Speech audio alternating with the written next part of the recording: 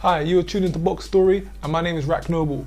So what did we just see? We saw Ryan Garcia taking on Luke Campbell. This was the first time we're going to see Ryan Garcia be tested, and he definitely was tested. From round 2, he was knocked down, and not many of us knew how he was going to react. I sure didn't. He got knocked down by Luke Campbell in round 2, and I thought the fight might be taking a turn there for the worse for Garcia. But he showed us that he had a lot more from what he's made of, and he came back to stop Luke Campbell in the 7th round with a body shot right to the liver. Luke was done from then on. He was incapacitated. But how much have we learned from Garcia from this? Is he a world level? Is he a contender? Can he go on to win world titles? I would say so. I think from that test, he showed what he can do, and he showed he's on those levels of people like Devine Haney, Teofimo Lopez, Tank. Out of the best of the bunch, I would probably say he is the bottom of the best of the bunch, but he can definitely mix it up with them guys. Going into this fight, I wasn't really too sure what to expect. I'd heard so much about Ryan Garcia. He's flashy, he has combinations, he can throw punches. But can he dig? Can he scrap? Can he be diverse? Can he think whilst he's put under pressure? What does he do when someone's throwing shots to him and he's under pressure? And he answered this question to an extent. No one can take that from him. He deserves to be where he is. And moving forward now, looking at fights with Devine Haney or Teofimo Lopez or Tank, not yet. Slow down, not just yet. I definitely feel that he's shown he can compete with these guys, but whether he beats these guys, that's a whole other story. And I don't think yet he's ready for Tank, Teofimo Lopez, Haney, possibly even Shakur Stevenson. I'm not sure whether he's ready for that just yet. He showed us that he can fight, he showed us he's got heart, he showed us that he's a boxer who can compete on the level, but he's still got a lot of time. At the age of 22 years old, he's still really fresh. He's still got a lot more he can learn. And after this big win, I'm sure Golden Boy will be looking to make the most of his presence around social media, TV media, every other resource you can think of. They're going to capitalize on this. This was his check. He passed the test. Before he takes the next big test, they're going to have some fun. They're going to make some money. And like I said before the fight, Golden Boy aren't going to throw out their last golden goose. This is the last golden goose they currently have at this point in time. They spent a bit of time with Garcia, and now that he's laid a golden egg, they're just going to enjoy the benefits. They're going to reap the award, seek the rewards of the eggs that they have laid, and let that seek for the time being. And like I said, he's only 22. What we can take from the fight is Ryan, no doubt, we all know he's got power. He can bang, he can get fighters out of there. He's a left hook, which is described as the flash.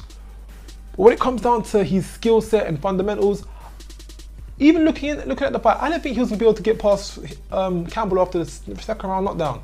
He didn't seem to have the toolkit. Once he got knocked down, he got back up. He didn't seem like he was sure whether he was going to attack or defend.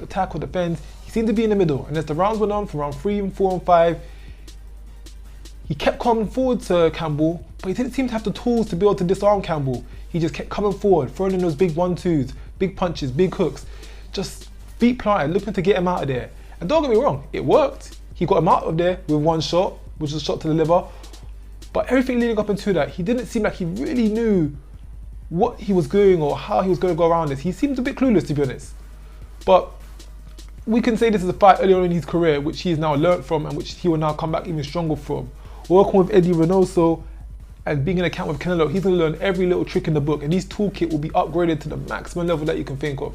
So maybe this was just a blind flash of what is to come in the future, because definitely they took this fight because they knew they could win. Golden Boy aren't playing around here. They don't come here to make up the numbers, Golden Boy, especially with their last golden goose prospect of this period. They went into this fight, I said before this fight, they've seen something in Garcia that we've not seen before. And last night, he showed that. This is what Golden Boy saw in him. It's why they've put money, time, promotion. They've got behind him all the way. And he showed that just yesterday. And I thought he's only going to get better from here. He's only going to improve. And with the trainers, the sparring partners, the team that he's working in, I can't see him declining. That toolkit is going to be expanding, leveling right up. Luke Campbell, I never thought for a moment Luke Campbell was coming to lay down. Luke Campbell came to win, no doubt. He came to fight, he came to win, he came to cause an upset, or a supposed upset, and go back into more title conditions. But I feel the issue with Luke Campbell is a very good amateur. He is a very, very good amateur, and it shows. Having on his 24th professional fight, having those strong amateur tendencies and traits wasn't going to help at world level. After the second round knockdown, when he put him down, I expected a bit more venom, a bit more viciousness from Luke. After that, the third, fourth, fifth, gone up to the 6th round. Luke was the guy on the back foot. How are you going to let a guy like Ryan Garcia, who isn't as skillful or tactful or have as much ring craft as someone like Luke Campbell, close him down and put the pressure on him? Luke should have been using the corners of the ring, he should be using his footwork, he should be using his boxing IQ to get away from Garcia, to not get any encounterment, to not stay close to him. But I thought Garcia was really tracking him down as the fight went on. And someone with Luke Campbell's caliber, that should never have been the case. You could never let a guy cut you down who hasn't got the ring craft as you. Garcia carried the power, he carried the aggression, he was pushing the fight forward, but that shouldn't be enough. At someone of Luke Campbell's level, I really did expect Luke to be able to cut him off, I really expected Luke to not be cut off so much as Ryan Garcia was able to catch him. I think at the end of the 5th round, Luke was saved by the bell because Ryan Garcia caught with a great shot. And Luke stumbled onto the ropes and the bell just went. If the fight went on any longer, it could have possibly be done then and there. But some of Luke Campbell's craftsmanship and amateur pedigree and skill set, I just never felt Ryan Garcia should have even got close to land anything such as that type. Ryan, he did plant his feet a lot. He did plant his feet quite a bit. But like I said, work with Eddie Reynoso and Canelo, that's going to change a whole bit. I can see 3-4 fights down the line from now, we've got a whole new style for Ryan Garcia that he's working with. He's not just known for the flashy kid with combinations and the one-punch power. He's a technical, adjust boxer who can slip, move, counter, roll, parry, do all of the fundamental basics. He'll probably become a bit more... Do you know, he's a lightweight now. Don't be surprised if he moves up to super lightweight, welterweight by the time his career ticks onwards, because he's a thin guy and he's going to fill out more. And he's going to be finding his bigger weight class. He's already got the power.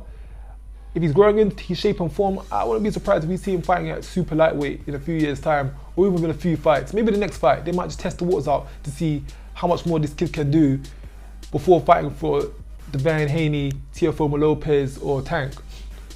I said for one of the key things from this fight beforehand, which I said he was gonna win, because Mayweather De La Hoya 2 is written in the stars. Mayweather De La Hoya 2, the reincarnations, it's gonna happen. Tank Davis, Ryan Garcia, Mayweather v Floyd, the second coming.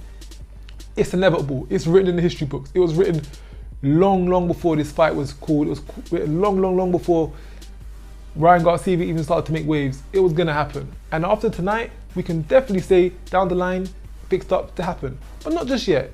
Give these guys a few more years. Give these guys a few more experiences, more publicity, more build, more mainstream media and attention, and this fight will probably be one of the biggest fights of the generation coming up. We could say the next 5 years or so, but I definitely think it's something to watch out for. So, moving forward in the rankings of the lightweights, I definitely say Teofimo Lopez, he's the #1 guy. He went in, he beat the pound for pound, undisputed champ, unified champ. Teofimo Lopez been in there, he did his business, he's the #1. #2, from what I've seen impressively, Tank, Gervonta Davis. 2-weight world champion, an impressive dismantle of Yuriorkis Gamboa, and moving forward, he's just showing a lot of the strengths, the tendencies, the power, the aggression, all the hungriness things you need in these fighters. I'll place him at #3. Devin Haney, closely behind #4. I don't want to write any of these guys off, because all these guys are all superstars in the making. So I mean #3. These guys are all superstars in the making, but we have to go Lopez, Tank, Haney, and Garcia or Lopez, Garcia or Lomachenko. I'm not writing Lomachenko off. He's not done yet. Lomachenko hasn't been finished. He ain't finished. But when Lomachenko recovers from his injury and comes back, I think he's still got a lot more to offer. He's not done yet. Don't get me wrong at all from that. So that's my review of the lightweight situation. That's my reviews on Garcia Campbell. Garcia's definitely got a big future ahead of him now after that fight, regardless of whether he chooses next, whether it be Haney or Tank or a miscellaneous opponent. Luke Campbell, we all know Luke Campbell's got the skill set. We all know he's got the ability. Well, he's proven it to us. He's went the 12-round distance with Linares, Lomachenko, won an Olympic gold medal. He had an outstanding amateur career, decorated amateur. He can definitely box, he can definitely fight. Maybe he repackage himself, go up to like welterweight, go up to 140, have a European fight, couple 2 solid European fights, put himself back in the mix, see what things are saying over the year, and yeah, he can definitely come back. Someone like Luke Campbell, he's definitely got the skill set to come again, and I'd like to see him wave the flag for United Kingdom whole one more time. He's still got a lot more years left in the tank. So that's my review on Garcia Campbell. Until next time, Box Story and we're out.